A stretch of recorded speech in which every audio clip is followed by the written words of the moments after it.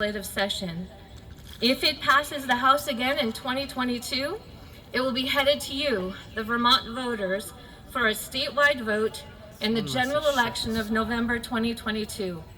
Proposal 5 is equivalent to age 57 on steroids.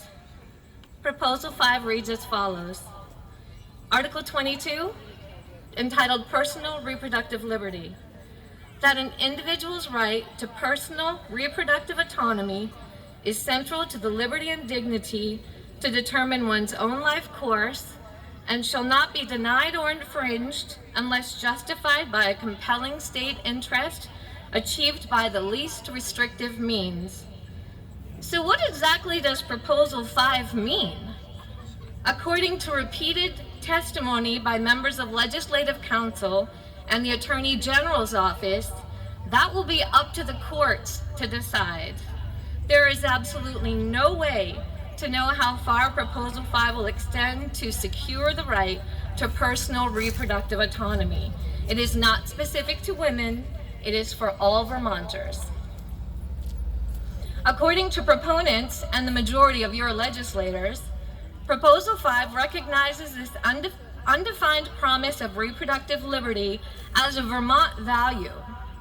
Yet opponents like Vermont Right to Life know that this language was created to be purposely vague and deceitful. There is no clear definition in its language. As was addressed repeatedly in legislative committee meetings, Proposal 5 doesn't even mention the word abortion. Vermont Right to Life, the ACLU, the Attorney General's office, and Legislative Council all recommended adding the word abortion to this language to bring some clarity to its meaning. But Vermont Senate Health and Welfare Committee chose not to do that, preferring instead to leave the meaning of reproductive liberty undefined and open to the court's interpretation for whatever the court feels may fall into that line of language in the future. There is much more to be said about the evils Proposal 5 might mean to our state in the future, including what effect it might have on each individual taxpayer funding such unknown and undefined rights. Vermont Right to Life encourages you to call our office with questions. We ask that you invite us to speak at your churches or organizations.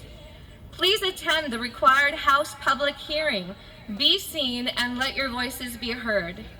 Contact your House representatives now and tell them to vote no on Proposal 5 when it comes before them again for a House floor vote in the 2022 session. We also encourage you to follow our website at www.vrlc.net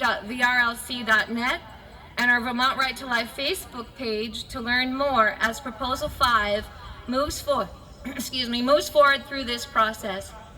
We all recognize that we are in a war for our state, our economic future, and our freedom. If passed, Proposal 5 will open the door for ongoing constitutional amendments, a Pandora's box of only God knows what to follow.